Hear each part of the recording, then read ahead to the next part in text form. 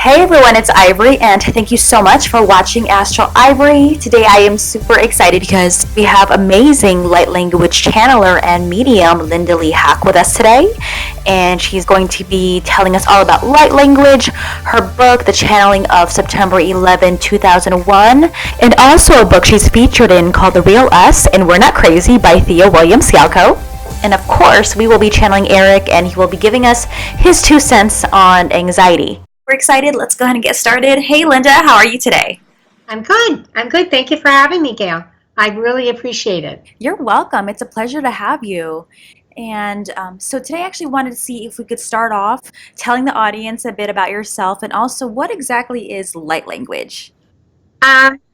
Okay, well, I was gifted with the light language at age 12. Just to kind of condense it, the story is on my website if anybody really wants to know the exact details of how that all occurred. But I was gifted with it, or received it, however you want to categorize it, when I was between the ages of 11 and 12. During the summer in Los Angeles, California, spending some time with my great-grandparents, who were Pentecostal preachers before they retired. When this happened to me, they were both retired at that time.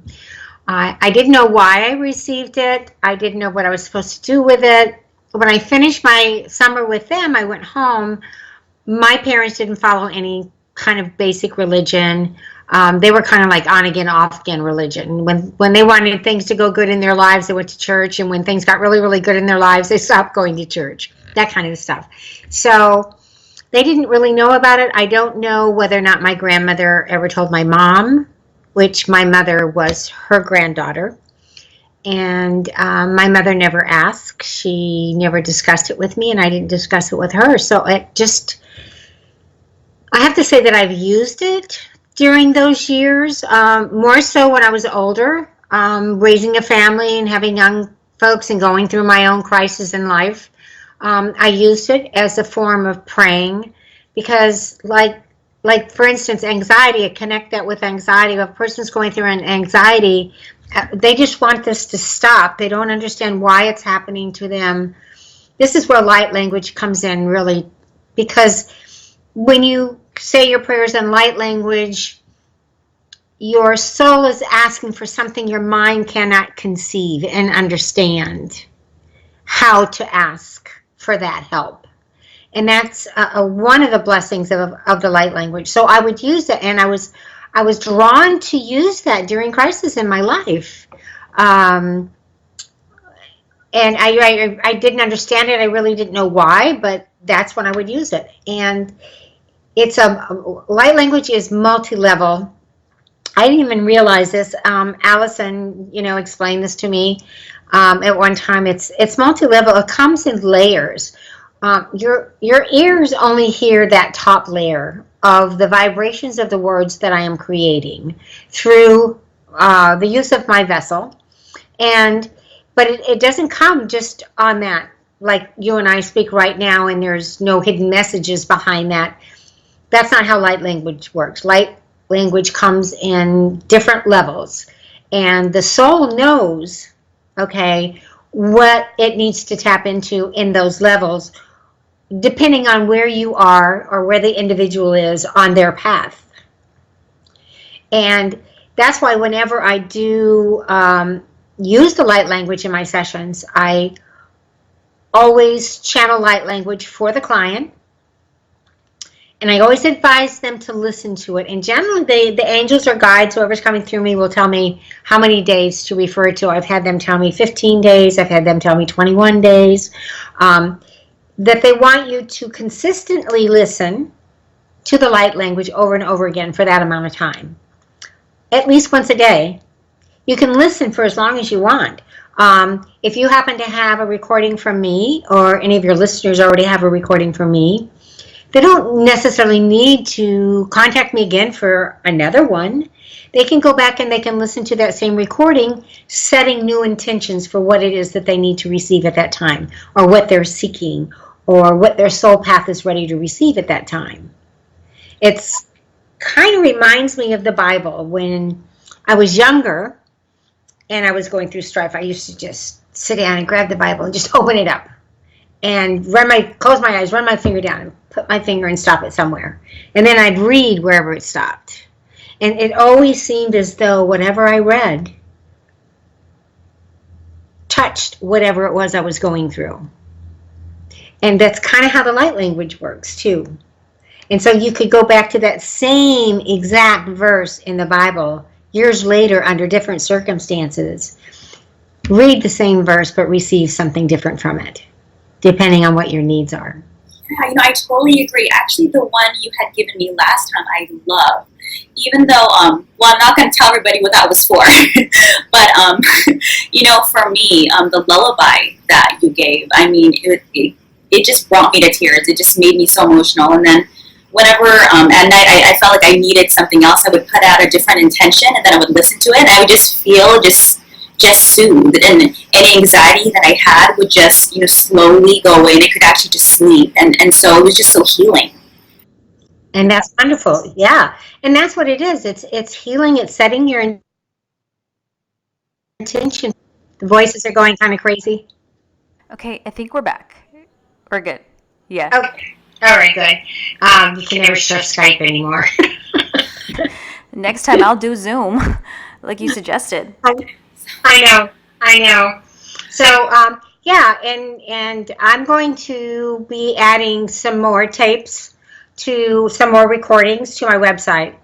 And one of the things that I'm going to do is a anxiety one to help anybody who wants to bring it. The intentions will be to help somebody soothe them during their anxiety attacks, and to also to relieve them of upcoming and future ones that they may be going to experience. And if the intention went before listening, I will call in whatever angel feels that they're best suited for this. I'll give it to them and ask them, whoever needs to come through me, please come through me for that purpose. And I'll make that, and I will add that to my website, so that it'll be available for purchase. And that way somebody can have it, purchase it, and keep it. And it goes through the email. It's an MP3, basically just the way that you got it from me. I do it on my phone and then send it to them. And but I'm going to post that on my site, so that'll be available to them. And I will do them individually for each person as a request. On my site, it has a healing. I think there's one for healing, and there's another one for activation. And those are not blanket ones that go out. When a person contacts me and purchases that, I sit down and I use their name and I call in their energy for what it is that they need to receive for that healing or that activation, and they're made individually for each person. And that's great to know, because anybody that may be looking, they might just think that this is, geared toward anybody, but in fact, it's actually tailored to each person. Yes, it's tailored to each person. Yes. Everybody's at a different place on their path. Although I do believe that light language, no matter what you get, that if you do set an intention and you listen to it, you're going to get something from it. It's just all healing. It's wonderful. It's a wonderful modality. And everybody can do it. And that's the most wonderful thing about light language, is everybody has the ability to do that. Everybody feels a little foreign and crazy when they first start speaking it. I just recently was in an event in Houston, and we shared light language. We broke for lunch, and when we came back from lunch, one of the girls that was there, who had never ever spoken light language before, said, I really feel like I need to do this. And she just opened her mouth, and she had such a beautiful voice, and it just came out absolutely beautiful. And another person contacted me later and saying that on their way home, they could hear the light language in their brain, and they felt like they just needed to let it, but they were intimidated, so they didn't let it flow. You got to remember that, like Carrie from the Shiny Show, she said when she first did it, she just went into the closet and closed the door and let it come.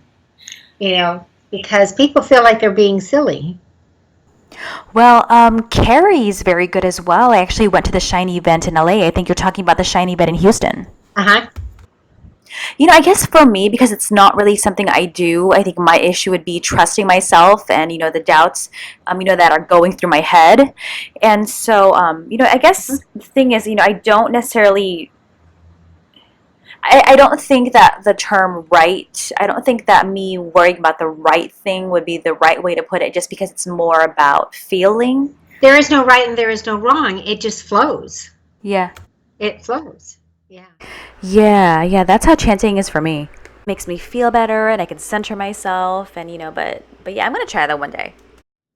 Yeah, you should. And oftentimes I will recommend somebody start with the chanting Oh, okay.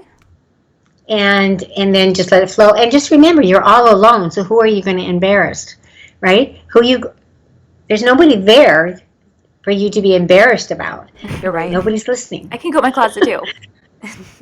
It can be a very private thing just for you. It doesn't necessarily mean because you do speak it, you have to go out and share it with others. It's good to do that, but it doesn't mean that that's purposely why you have it. It's just basically for yourself, your own growth and your own maturity in the spiritual walk. Yes, I'll have to do that. And did you want to do some light language today? I'd be happy to bring forth some light language for this purpose to share. Great. And let's see who we can call in. Can you hear me clearly? Yes. Yes. Loud and clear. Okay. So when I first hook up with the energy, just so that your viewers know that I might, and they might do a little jerking here and there, but that's just the energy coming in to my vessel. So let's see. I'm actually asking Erik if he wants to Yeah, please do. be the one. We haven't done it before, but I know that he's talked to me about it, about allowing him to come through with the light language. So let's see if he's going to do that. And I'll give you like 2 minutes or 3 minutes of it. It can go like for 7 or 8 or 10, so I bet. let me see.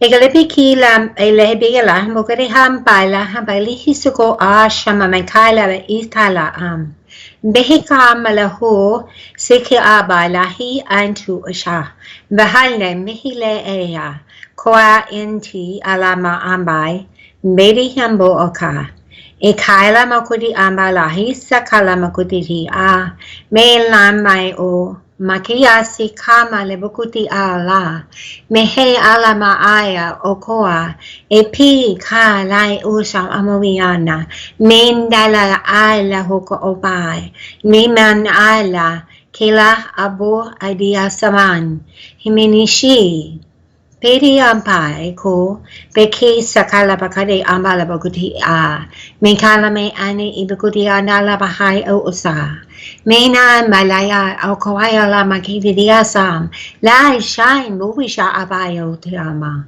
Meke la bakati ibala oan mi amalehi ato Me lihi kuan ne bakale beki sika malabakuta Me hambale isuandaya kai la bakuti adaya bolaya Memi ana alaya tuayo maniama Me nyuana makaila maisi tararabai Nibai la rehoyo sama Mikoaya andai ki kalama akai Mikushi tiatamala ita Me andala baikai boya anbabeli hisamananiwa Me nana bakaya si Ben tatalabakadai ti Loan tatalabahan daili Kalai ane iwaya Mainduguya liya Besi alai o alaya mamilianda li talaboku Mendala saya akayo sukoa Me shan daderi bugote habale ele yondai By kala kisa la bakota isam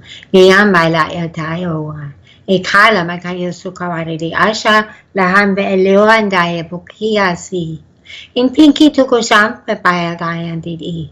The ambo go sham bale ele who am the didiam bala yuasa. Meshi tia kuanaya. Bala hiso anti ala pokoi asi atai.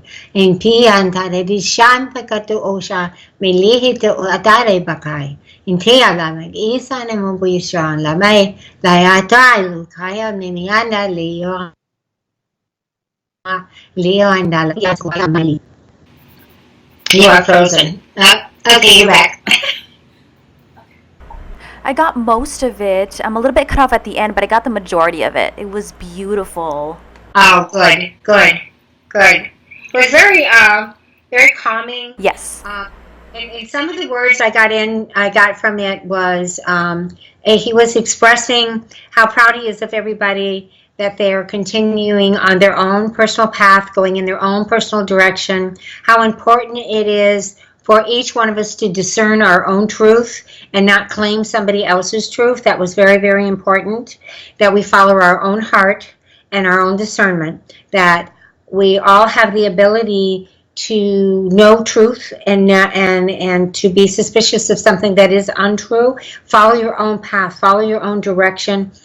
He's also saying that we should never compare ourselves to another, that we each have our own path to walk, in our 3D world as well, in our spiritual walk. And we should not compare ourselves to other people's abilities, like wishing, oh, wish I could do that, or wish I could do that, because all of us have the ability to do all that we long for if we just ask for it and strive for it and manifest it.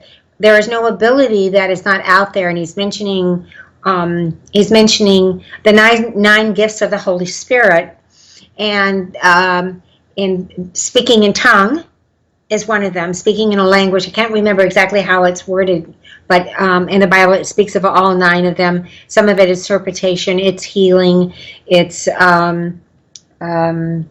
the gift of knowing. All of the things that we feel, all the spiritual things that we are feeling right now in our lives, these are all gifts from the Holy Spirit. They're all there, and in all actuality, they're natural in our DNA. It's just that our DNA has been dumbed down for so many generations. This generation is no longer accepting that, and we're all awakening, and we have been awakening since, what is he saying? The first wave of light workers that came in, he's telling me they were like in the 1960s. In the 1960s was the first wave. He's reminding us of what they call the flower child. Like my dad. Back from the 60s, that's what he's saying. Those kids that were born, okay, so he's going back to the 40s. Okay, so those kids that were born in the 40s, children that were born in their 60s, there was another big wave in the 80s. There was another big wave when? 2000. Another big wave in 2000. And each and every one of us as light workers, we have the opportunity to expand on all those natural abilities. They used to always be called gifts. The gifts, but a gift is something, it kind of dummies down the word ability to some extent. Like, oh, I was really a good girl, so I got a gift, I got a present because I was good at the bank, but we all have the abilities. He's telling us we need to think of these more as abilities, not gifts. Although that's the way the Bible describes them, as gifts, but they're really abilities. They're abilities that we each and every one of us have and can have if we reach for them. Would you say in a way that it's also maybe a type of remembering as well? That's part of it. Yes, absolutely. That's part of it. And he's saying, and accepting is a very big part of it, as you do remember as things come to you. For instance, wanting to speak in light language, you have that ability to do so. You just need to accept it and allow it to flow. It's like channeling.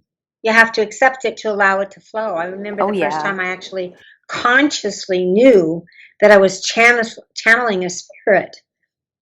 And that was after I had exposed my light language, and other people came to me and asked me to give them private light languages. It was during one of those sessions that I first heard words. And I was in my mind going, why, thinking to myself, although I'm speaking in the light language, I can have another conversation going on at the same time. So I'm like, why am I hearing these words? What are these words? So then I felt, or actually heard, it was not like a voice is outside of here, it was inside. I heard, just go with it, Linda, just go with it. And so when I finished the light language and I spoke to the client, I said to them, at that time she wasn't a client, but I just asked her, I gave her those words. I said, do these words mean anything to you? And oh my God, she just burst into tears.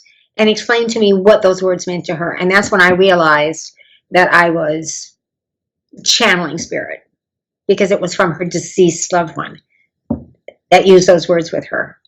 And that's when I first consciously realized that by sharing my ability to speak light language with others opened up another ability within me. And I think that's kind of how it works. Each time we use an ability that we have, more doors open, because by using that, you're showing thanks and gratitude and you're sharing it. And by doing that, allows them to know you're ready, whoever them is, for the next step to me. And then from there, it graduated from, I was doing it for another person, and it was coming in so fast and so strong and so hard that my physical body was having a hard time keeping up with it. And I could hear somebody else asking me if I was okay. Are you okay? Are you okay? And I, again, having this conversation outside of the language, is, yeah, I'm okay, I'm okay. But it got more and more physically exhausting for my physical body. So this person, who I call, it was a guide. I later found out it was a guide that was with me. And he was telling me, he said to me, he goes, I'm going to ask them to step back. So he asked them to step back. They didn't step back. He asked them twice to step back, and they didn't step back. The entity didn't step back. And finally, he asked one more time, but he told me first, he says, I'm going to cut them off if they don't step back. And seconds later, boom, my mouth stopped moving. And he told me, and this is when I met my guide, he told me that this was a galactic being that was channeling information for this person, had no intentions of causing me any harm whatsoever. It's that energy was so high that my physical body, my Linda Lee body, was having difficulty handling such a high vibration. And that's the day I realized that I basically was channeling not my light language, The other person's. but whoever was sitting before me, their light language. The messages was for them, from either their loved one, their guides, their angels, their whoever wants to share this with them. That's when I learned, and that's when I started making recordings.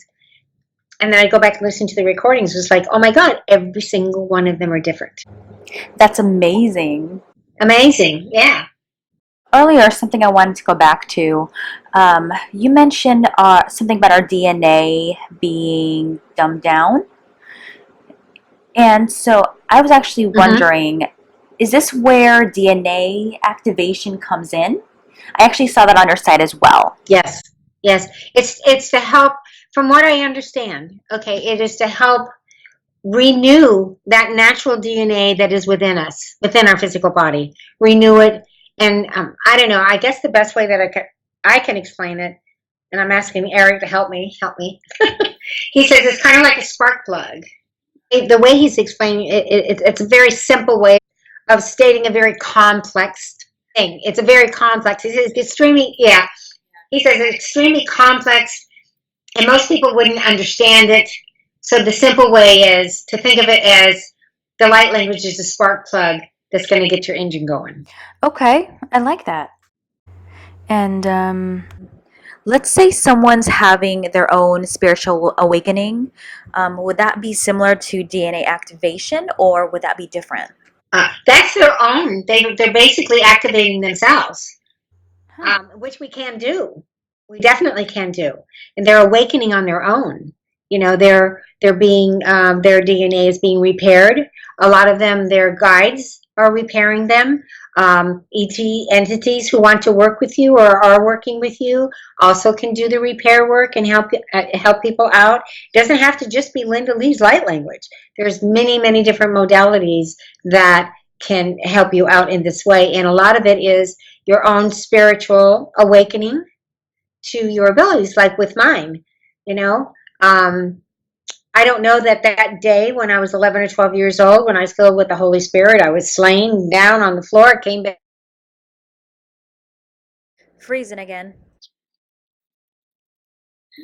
back up, speaking in tongues. Yeah, between 11 and 12, when I was slain in the spirit and spoke in tongue, maybe that activated my DNA at that time. But because we design our path before we come, we work into that path certain things that are going to happen to us that we're ready for.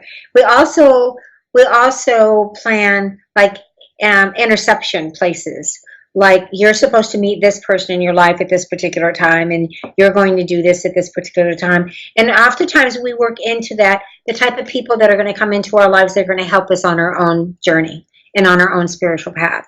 And I think that's where my work comes in, because they've already planned to cross my path, to know who I am, and to reach out to me for that stage that they're prepared for and that they're ready for on their path. So I do believe a lot of it is our own personal design of the play that we're in this life, in this 3D form. And that we set those markers on our path. And when we reach there, that's what happens to us. So it could be somebody designed me to come into their energy space, or it could be that this person designed, okay, when I reach this point, this is going to happen to me, and I'll be ready for that, and don't need intervention from somebody else. You understand what I'm saying? What I'm taking in is that, let's say, for example, instead of just going straight to a therapist or straight to a psychiatrist, there are other ways for you to be able to deal, with your own self. And even though there is a place for that type of counseling, you can definitely find a way to deal with your own stuff. Sometimes you need help in learning how to deal with your stuff, the way you're describing it.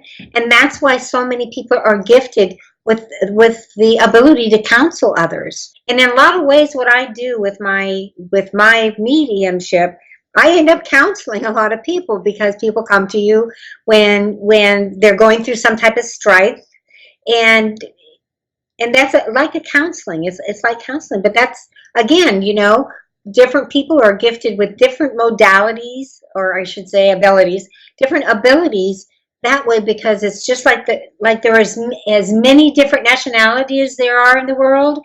There's that many different people that can help in different modalities for different reasons and different purposes for each one of us, if we just seek them out and find them. And I do believe we kind of have to make that first step. It's just like that person has to make the step to contact me. If they choose not to contact me, that's okay. Maybe they're supposed to contact somebody else, and that's fine. But you, as an individual seeking, like you're saying, instead of a psychiatrist to tell you what you need to do, right? Stay in that spiritual form. And most psychiatrists just want to give you medication anyway. They want to dumb you down a little more. Yeah. Now, I don't want anybody to think that listens to this that they do not have their place in our society, because they do. And there are people that need that. I am not a medical doctor, and it's not up to me to diagnose what somebody does need and what somebody doesn't need. But I think you're really, really right on in so many cases that people just need to learn how to deal with their own shit. Yeah. How to make it work. Like when you had your anxiety type, you put on the headphones and you listen to the light language. That was probably something that you didn't do a year ago. No. I didn't even know what light language was a year ago. And I actually just wanted to share a story. Somebody very dear and close to my heart had come to me, with the best of intentions. And she gave me this entire list of pills she wanted me to take. And, I was just looking at her like, I really didn't want to take these pills, because when I see her, she's more of, not like she's a vegetable, but she's in more of like a vegetative state. And I wanted to be here.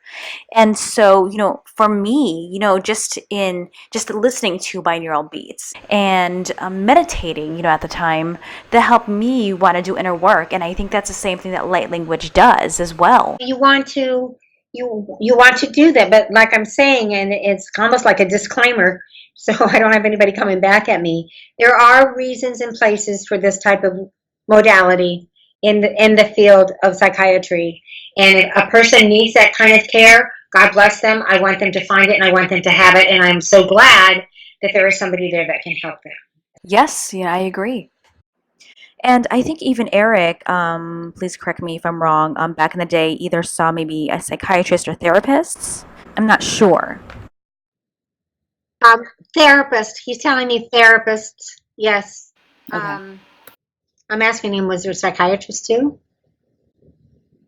I get the feeling he's saying yes, there was. Um, oh, he says, remember, I was bipolar, so they wanted me Yep. on bipolar medication. And so that would be Yeah. necessary. Yeah. Yeah. Exactly. And I want to speak. I have a daughter who's bipolar, is on medication. One of her daughters was just diagnosed with it. She's like 22, 23, and they're both on medication. So it has its place in our society, for sure. And I also wanted to talk about your book because I know you're featured in one, the most recent one. It's called The Real Us. Yes. And we're not crazy. Yeah. And this is available on Amazon. I think it's $12.99. It's a pretty quick read, but it's humorous, fun, and it is very informative. And I happen to know her personally. She lives here near me, and that's her son on the front. That's her son. Very cool. That's in the picture that's on the front. And he is autistic. He's an adult autistic child now, or an adult person. And it was through all of her research and everything that she did once he was diagnosed that made her who she is today. And she's very, very bright, very intelligent woman. And this was, like I said, it was a very informative and very humorous read. You could read it in one night. It's really fun. In fact, I had a hard time putting it down to go fix dinner when I started reading it. You know what? It's not all about me. I'm just one of the mediums that she features in there. I think there's like 5 or 6 of us. And I think 3 of them, myself and Michael, and maybe 3 or even 4 of them are from the CE group. Cool. I'll be sure to check that Or out. at least they all started there. I don't think Michael's still in the CE group, but we all started there. She tells my story, how I received the light language and how she and I met, and how I think she mentions me like 3 times in the book, and there's like, it's not a whole chapter, just a few pages on each of us, but it tells a little bit of my story and a little bit of everybody else's story, and then it talks about a profound experience that each one of us had in this awakening and how we thought we were crazy. I can relate. Because this is so true. I mean, she couldn't have come up with a title any better than that, and it came from Spirit, she says. And because everybody in their awakening always think they're crazy. They're like, oh my God, I'm going crazy. Why do I have these thoughts? Why are these things happening to me, you know? I still have my moments. Yeah, including myself. I went through too.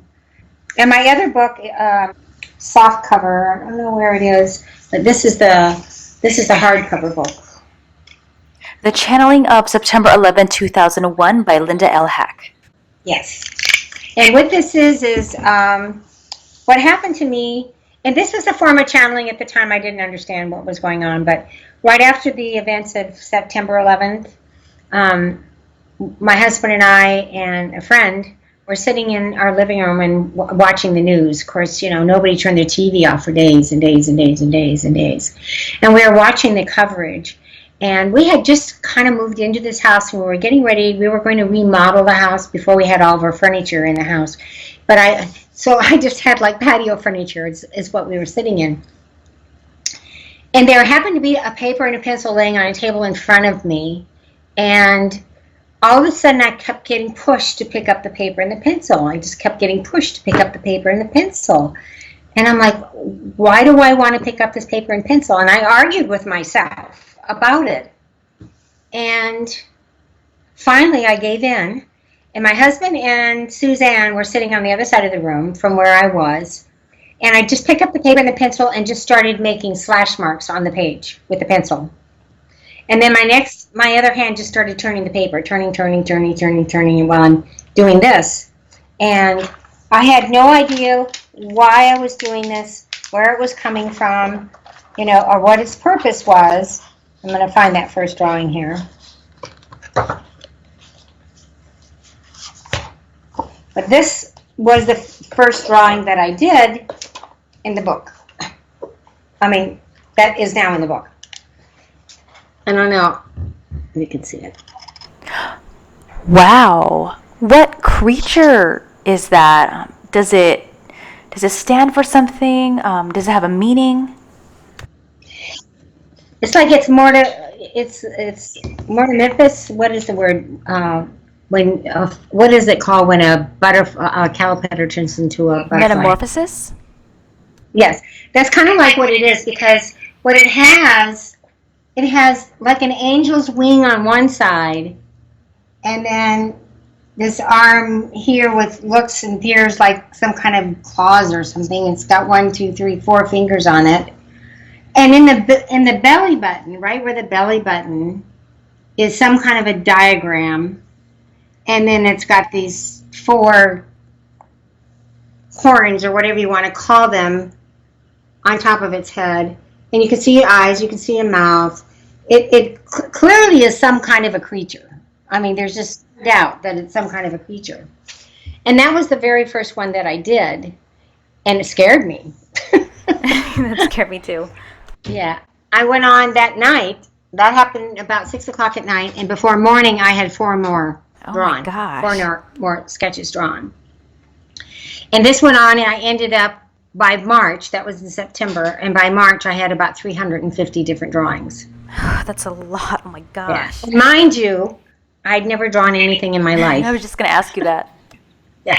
No, I hadn't. As a matter of fact, I was drawing, and they got much nicer as time went on with the drawing. It was like I was channeling some kind of an artist whom I don't know who it was, because I didn't know enough to ask those questions then. I probably should ask them now. There's some that I did that were like in color. Wow. I mean, they're all very different, but at the same time, they're very similar as well. Yeah. Oh, so does each one have a specific meaning, or does one maybe stick out for you? No, at the time that I was doing them, no.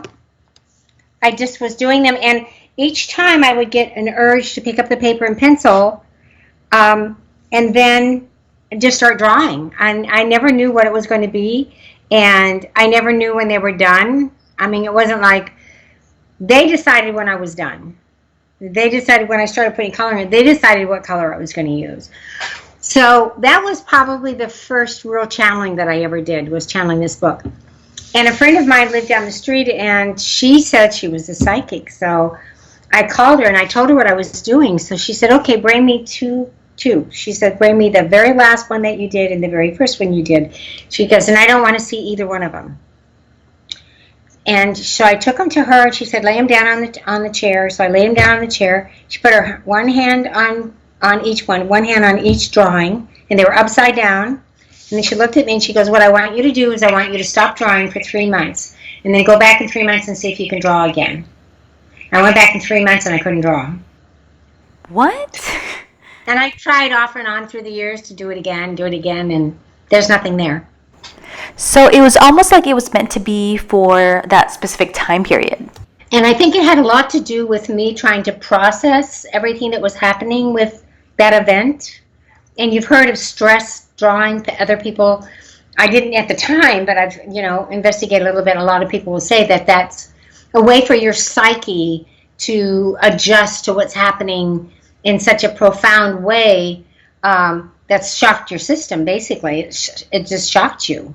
And I normally don't get affected by major events and stuff like that.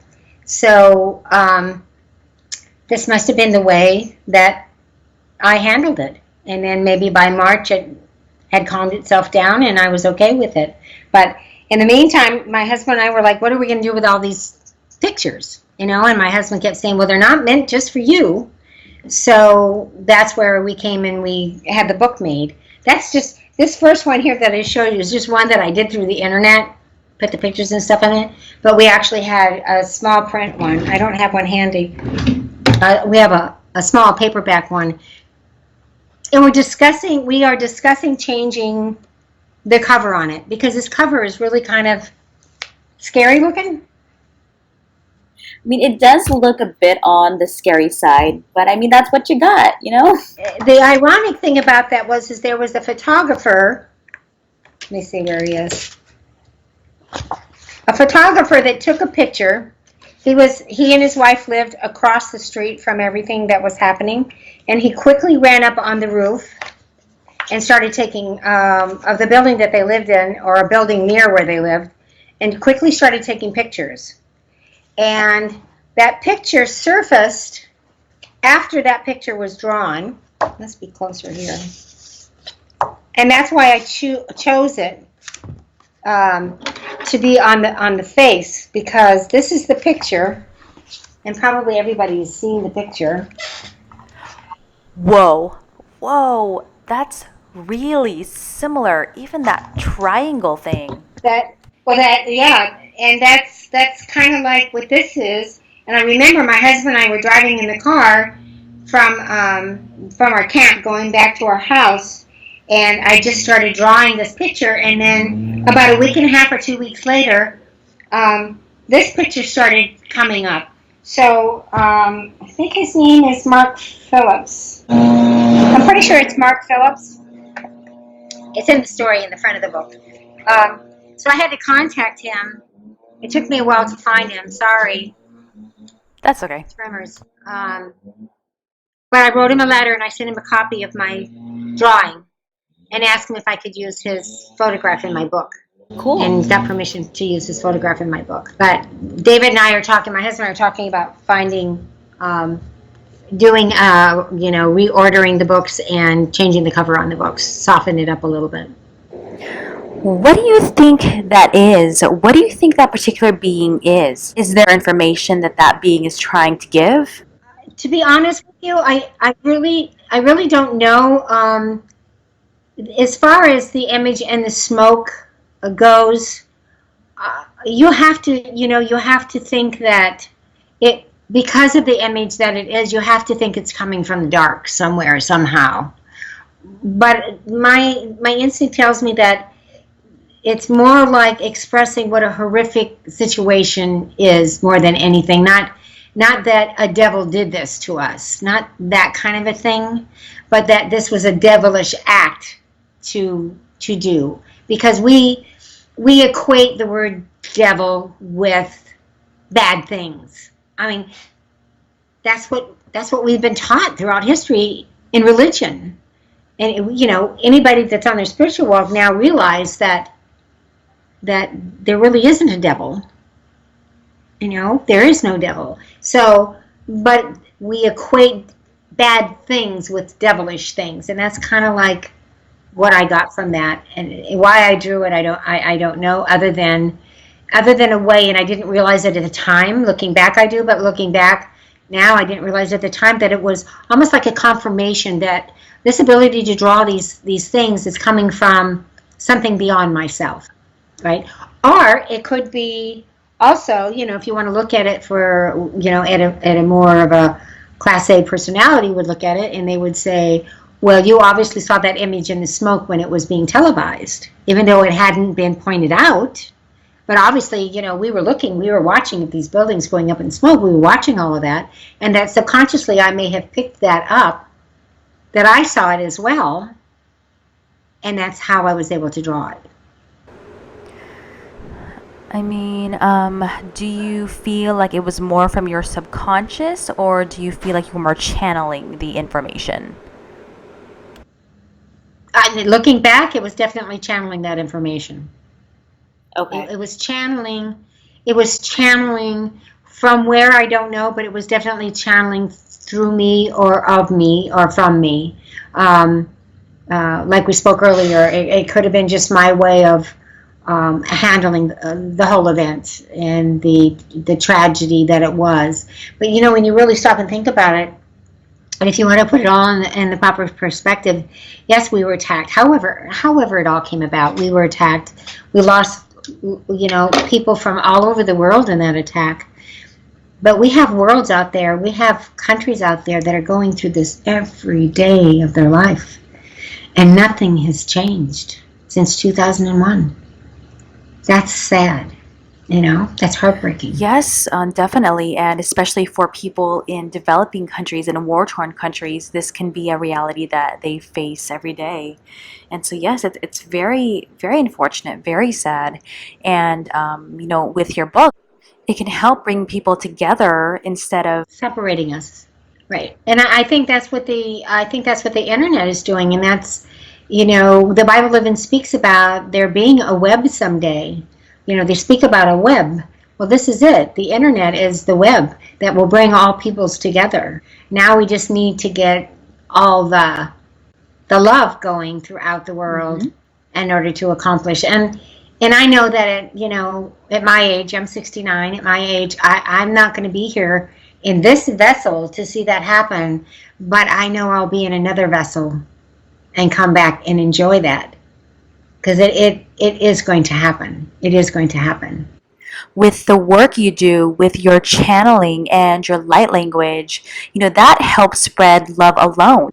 You're definitely doing that now. And if you want to come back to see it, see how it grows from there, that'd be awesome. It is, and in one of my personal sessions with myself, that was during meditation, that was disclosed to me that when that it's actually, and this sounds egotistical, but it's not coming from an egotistical spot, trust me, is that during that manifestation, I was told that I will truly see exactly what my work as Linda Lee has done when I cross over into my path, and that I will be absolutely amazed at how far my work reached, because I don't really have a clue. Yeah. Right? I don't really have a clue of how much what I do impacts other people, because they're impacted for the moment, and then I've done my work, my job is done, and it's not necessary for me to necessarily watch the seed root and grow, but it still does root and grow. Oh, yeah. And that's the nice part about it for me. And there are quite a few people that I began with right in the beginning of my, doing channeling with people, that I've worked with, and I've watched them. I've watched them grow. I've watched them awaken. I've watched them, reach the point on their path to use everything and all the advice that they got in the channeling that came through me for them. Not that I did this so much as I was allowed to do this through my vessel, and how much it has helped them grow and expand. For those that I do see, I'm almost like a mama bear protecting her babies, Yeah. Like, pleased, I'm just pleased. It's just like when I see one of my children accomplish something in their life, I'm so pleased for them and so happy for them. And that's how I feel about a lot of, I'm going to call them clients. They're really not clients in that sense of the word. They're just loves, as far as I'm concerned. They're just loves, every single one of them. That's a beautiful way to put it. And it brings me joy to be a part of that awakening for them. That they chose me, because they picked me before they got here, and that they picked me to be that vessel to help them on their path. And you're very much a teacher, and just by the way you speak and how you give your guidance and all your advice, this whole session has been amazing. You don't just channel the information, you teach as well. Yeah. And from our last session, I've learned a lot too, and that recording we did, I love. And just for me, in my own experience of change, I can vouch for what you do. Well, thank you for trusting me, and that's what it's all about, is having people trust. And I love it. I love it when a year goes by, and all of a sudden I hear from somebody that I had a session with a year ago, and they're thanking me, and they're saying, thank you so much. You have no idea how much you have helped me. And then sometimes they'll pinpoint, remember when you said. Yeah. Remember when you said. And of course I don't, because once I'm done with the channeling session, I'm done. It's not for me, it's for the client, for the sitter. And I don't have enough room up here to retain all that. But certain things will come up, and if you ignite like a question, like maybe something that happened a year ago, and you contact me and you go da da da da, and I'm like, okay, yeah, that will spark that memory, and that memory will come forward, and I'm able to help. I don't remember the whole thing, but when it's needed, it's always there. It's always in that computer. Like that's what he just showed me a big computer. Erik did. He says, it's always in the computer, Linda. Don't worry about it. It's all there. And that's In our session, I'm not going to say exactly what it's for, but I'll name the being. So you're connecting me to Isa. It was so great because that was the first time we'd ever actually gotten connected, and I was feeling so disconnected. And until you gave me that light language, you're just like, oh my gosh, I can finally feel her. I can finally sense her, with me, and that really opened up like a whole new world for me in connecting to someone who's, of course, very, very, very important to me. So, I really can't thank you enough, and I'm so grateful. Oh, you're so welcome. And that was an amazing session for me too. We won't go into great detail here, but it was an amazing session for me. And it actually confirmed a lot of my own personal questions. Oh, really? So we helped each other on that. Very much so. Great to hear. That's awesome. I'm glad I could Yeah. some way. You did. so I actually had a question from a friend of mine. She actually wanted to ask Erik something on Can anxiety. you hear me okay? Yes. Big question is, can Erik hear you okay? Erik, can you hear me? Okay, cool. And so from Karina, my question is, what's a good way to cope with anxiety? I have breakdowns, cry, or push everybody away. I know others that hurt themselves. What's a good, healthy way to cope and work through your anxiety? Wow, that's a good one. Okay, Erik. First thing out of his mouth was, don't do it the way I did it. Okay. Okay. So he said, yeah, don't do it the way I did it. He said, actually, he's telling us this, we touched on this already so deeply, but it is so true that you need to go inside of yourself when all of this is happening and find your own, like a safe place. Like we've talked about before, you go in and find your safe place. When you were, most people when they were children or young adults, whatever, when their feelings would get hurt or their parents were mad at them, he actually used the word pissed. When your parents are pissed at you, and you kind of go away and you kind of hide out. But that, find your safe space, and when you feel yourself going into this, oh, okay, fine. He's smoking a big joint too. He says, first thing you do is you get high, and then you find your safe space. He says, because the high, and he's being honest, he goes, because the high is, it relaxes you, and it's so healthy for you, much more healthy than the pharmaceutical meds, he's saying. And so you don't be fearful of something that is going to help you through this period of time. And he said, you go, take a couple of hits off of a joint, find it, eat a cookie or eat an edible. He says, what the fuck, eat something. He says, I love it.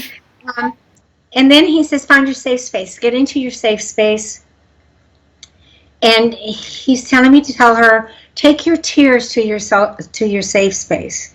In other words, I think what he's trying to say is you don't have to stop crying, because that's a form of release.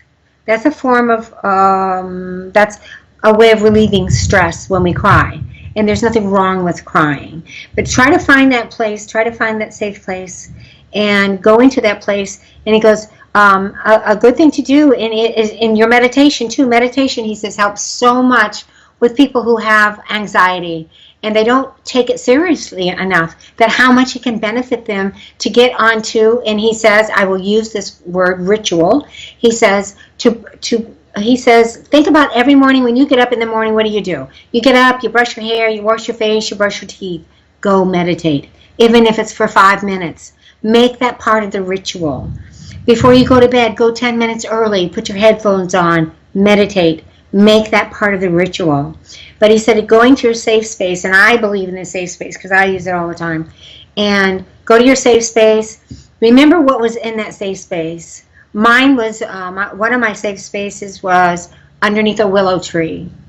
And the willows, that's how I remember it, as a willow tree. And the branches of it hit the grass, so I could actually get underneath the tree. And it had a huge umbrella, so I had lots of room under the tree. And I could get under there and nobody could see me. I was like lost to the world. This is my own little place. And that was my safe space. But go to your safe space. Say, for instance, it's underneath a staircase. Most staircases have a little door you can open. And he used this example with me once before for another sitter. And you open the door and you go in there, and what's in there? You got Christmas boxes in there, and you got the vacuum cleaner that stinks from the old carpet, and you go in there, but you're hiding, and you're all by yourself, and nobody knows you're in there.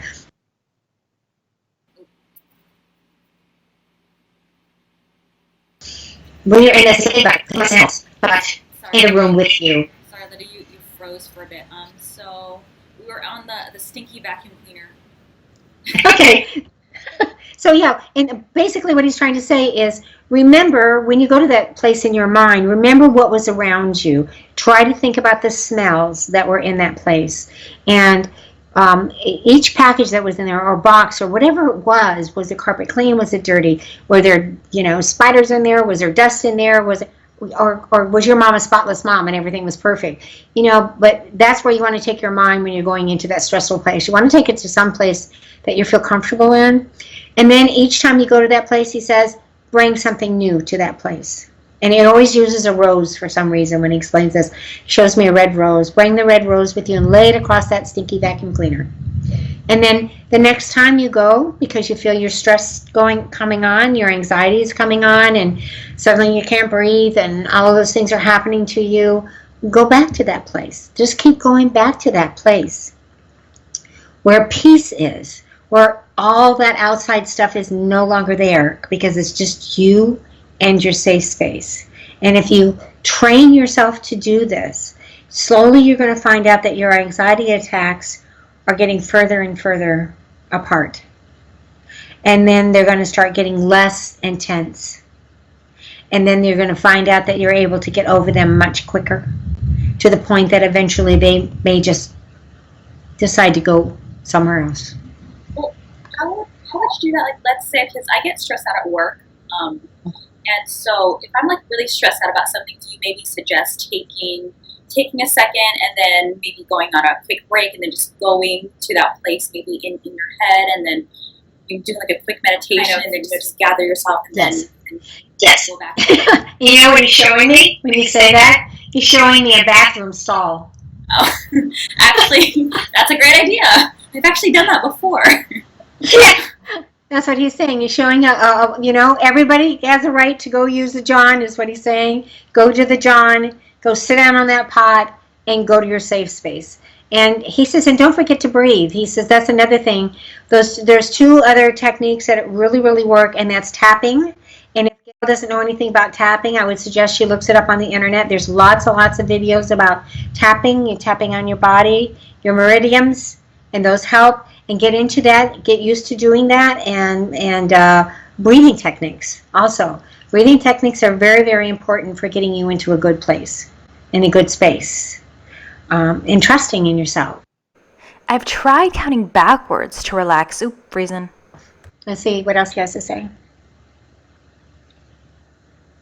Yeah, he likes the tapping and the breathing techniques very much so, but mostly it's getting in touch with your safe space and going there, because that's where you feel safe. Like I said, mine was underneath the willow tree. Another one that I like to use that I created for myself, I was going through some anxiety. So what I did was, in my own mind, I created a black hole, huge black hole, and I'd go sit on the edge of this black hole and dangle my feet into the black hole. And sometimes I would take somebody with me, and sometimes I wouldn't take anybody with me. But I could visualize this black hole, and I could visualize myself sitting on it and looking into it, because I couldn't stop my mind. And I think that's what happens when you're going through these things. You can't stop your mind. Exactly. But if you're sitting on the edge of a black hole, there is nothing there but you in the black hole. And I learned how to go to sleep that way. Quiet your mind enough so that you could just drift off to sleep. So there's another thing that, anybody that's going through anxiety can try that as well. Go to that black hole where there's nobody there but you, and there's nothing on the outside. That completely shuts everything off. Yeah, exactly. Shut it off. And then next thing you know, it's morning. Right? Oh, wow. That works. But I use that. I haven't been using it as much lately, but a couple years ago I was using it a lot. I don't have any trouble sleeping anymore. Awesome. I'm going to have to try that. Yeah, it was nice. I just wanted to add this in really quick. This is actually kind of what my special place looks like. I just love it because it just reminds me so much of just freedom and calmness and, doing nothing, but just being, Well, Linda, I don't want to keep you. Thank you so much for coming on my show and for your light language and channeling Erik and all of your guidance. I really do appreciate you. Thank you so much. You're so welcome, and Ivy, thank you so much for reaching out to me and asking me to be part of your show. It's an honor for me. Oh, it's an honor for me. I really appreciate that. I appreciate it very much that you honor me by having me on your show. Thank you so much. You're so welcome, and I really do appreciate this. Can we do this again sometime? Absolutely. Just give me a call. Let me know. Okay, Yeah. we'll do. Be more than happy to. Awesome. Everyone watching, thank you so much. I hope you enjoyed the show, and until next time, everybody. Bye-bye to everybody who's watching and listening. And thank you for taking the time to spend that with Ivy and I. Yes, you guys are the best. Once again, until next time, I appreciate all of you. Bye-bye.